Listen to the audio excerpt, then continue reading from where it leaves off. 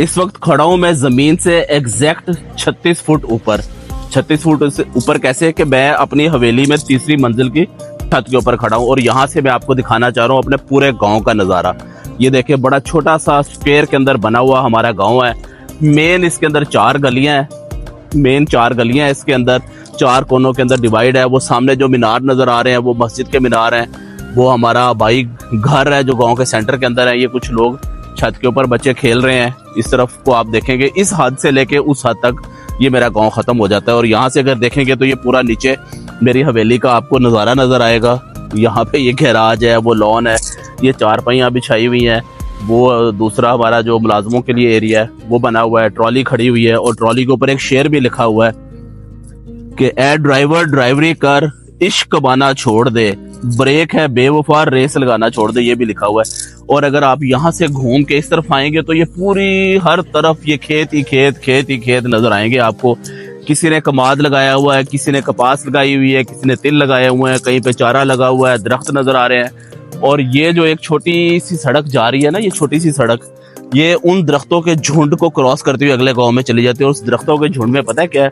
कब्रिस्तान है। माँ बाप वहाँ पे रहते हैं, उनसे मिलता हूँ। जब मैं गाँव आता हूँ ना, सुबह शाम जाके उनसे मुलाकात करके आता हूँ, बड़ा मजा आता है। 2-3 मुलाकातें होती हैं उनसे। एक उस वक्त मुलाकात होती है जब कब्रिस्तान जाता हूँ, और दूसरी मुलाकात होती है जब मैं यहाँ हवेली में बैठा होता हूँ तो गाँव के बुजुर्ग आते हैं, मिलते हैं, बातें बताते हैं, मेरे वालिद साहब की, वालदा की, तो फिर उनकी यादें ताज़ा होती हैं, उनसे मुलाकात भी होती है। तो ये बड़ा एक आपको ये बताना चाहता हूँ, तो ये बड़ा एक रूह परवर मंजर होता है।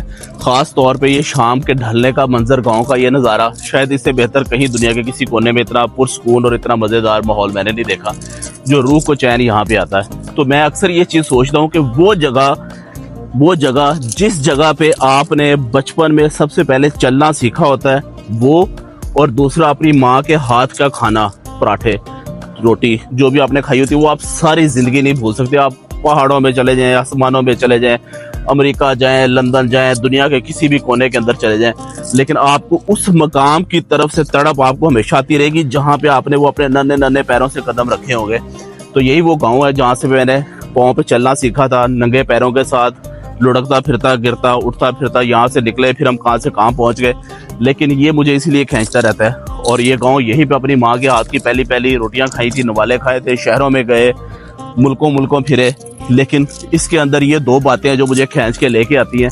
हमेशा मैं आता रहूँगा, आपको दिखाता रहूँगा और अपनी रूह को तस्कीन यहाँ से आके पहुँचाता रहूँगा। तो एक नज़र आप यहाँ से घुमा लें, यहाँ से ये मेरा गांव शुरू होगा, यहाँ से लेके यहाँ तक, और उसके बाद ये खुला आसमान, ज़मीन, फसलें, और ये सारा कुछ, यही मैं महसूस होने के लिए आता हूँ यहाँ पे।